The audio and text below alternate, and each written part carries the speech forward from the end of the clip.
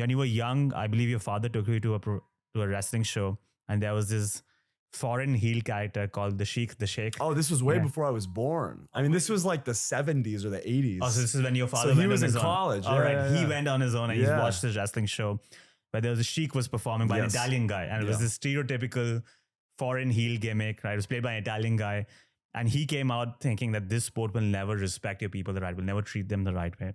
I also want to add to that something you mentioned in a previous interview about how sometimes you've struggled with the sense of identity in the sense that you felt that maybe you're too Arab for the Americans or too American for the Arabs as well.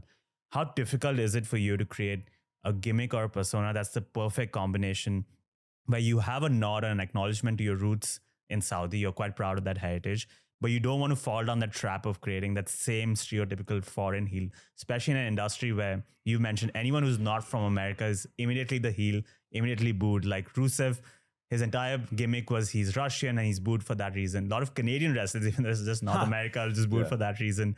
The Iron Sheik, the Great Khali, Gunther initially as well. All of them were vilified and hated just because they were not American. How challenging is it for you to create that gimmick where you want to have the connection to Saudi, to the Middle East, but also create something totally unique? It's tough because, the thing about guys like Gunther is that he's naturally a heel. And I think just him being foreign escalates the perception of the character because to the average person, being different is scary. Yeah. Right. But like I look at a guy like Shinsuke Nakamura and I go, oh, he's easily a babyface. You know what I mean? I think we are at least in modern times a little more accepting of foreign babyfaces. Yeah. But when it's time to turn on the I'm an evil foreign guy, it's easy to just switch that. Yeah. You know what I mean? Shinsuke did it. All these guys did it. But I think it depends on how you present yourself. So the problem, I think, with me is that as a babyface where my gimmick was that, hey, I'm the guy from Saudi Arabia, there wasn't really anything for Americans to latch onto. You know, Shinsuke had an awesome entrance. He had a great style. Yeah. He had a lot of work in Japan where people can go and watch that and see how big of a star he was. So for me, it was just like, oh, here's this upstart, but also he's not from here. So really, you have no reason to like this guy. You've never seen him on TV. He's not from here. You can't relate to him. So that's why I think I really enjoyed the storyline I did with Mustafa Ali because it endeared me to the audience in the sense that, oh, he's like a little kid. He's just like me. Or he's just like my little brother. He just wants to do the best he can. And he has this mentor who's bitter and grumpy and wants to just harden those edges and make him a more cynical person. But he just has so much energy and he's such a blue chipper that it added another dimension, I think, to the character that I really enjoyed. And even with people poo-poo on the maximum male model stuff, but I enjoyed it because it was such a complete departure from what I was doing before that I got to show a certain amount of range that I think I never would have gotten to otherwise. And when I got released, I had more people reach out to me offering stuff and offering connections and bookings and opportunities because they enjoyed the maximum male model so much. They were like, dude, I know you can take anything they give you. Same thing goes with my partner, Mace. Anything they give you, you're going to give 100% and you're going to make the most out of it. And that's what's great about a professional wrestler. So I'm glad that I did it because it gave me a lot of opportunities. As far as like a foreign heel goes, my father, he told me when I told him I was going to be a pro wrestler, he was like, it's not for us. And, I remember when I had that Battle Royal match, that was when he was like, okay, I get it. And then I had the match with Cesaro and he was like, now I really get it.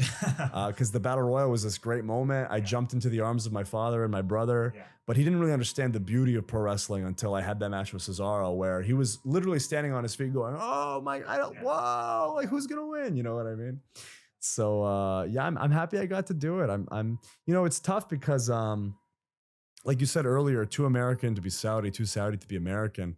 I see things all the time where people in America are like, oh, he's from Saudi Arabia, whatever. And I see Saudis who go, look at him. He's not representing us correctly. And at this point, I'm going to be myself.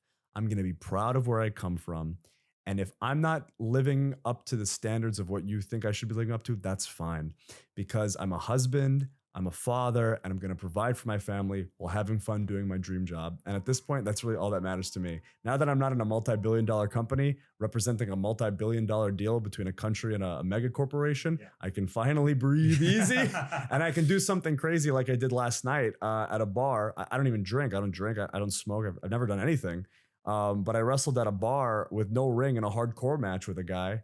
And I had a blast because I just, that's what I want to do. I want to have fun. And if I get compensated enough to support my family, that's really all that matters to me. Did you start to feel the weight of being the first Saudi Arabian WWE superstar? Like once you got out of it, did you start to see like the certain pressure that's off you that you didn't know was weighing you down?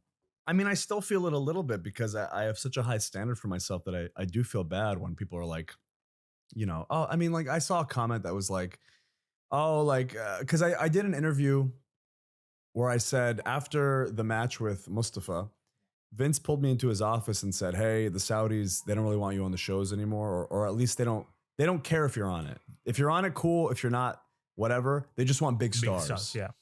And I remember somebody said, well, that doesn't surprise me. Like Mansoor cut these awful Arabic promos. Like all the Saudis were like laughing at him. And I was like, that kind of, it's probably true. Like I did my best to pronounce the things. I made a couple errors and it's tough because, English, I learned Arabic at a young age, but once I moved, my dad stayed in Saudi Arabia. So it was just me and my American mom and my sisters. And I just, I can read and write it. I just have a hard time in conversation. And there were little, the problem is if I was from any other Middle Eastern country and I performed in Saudi Arabia, it'd be like, oh, okay, cool. But it's the fact that I was their boy, that the standard was so high. So I was never going to live up to that role.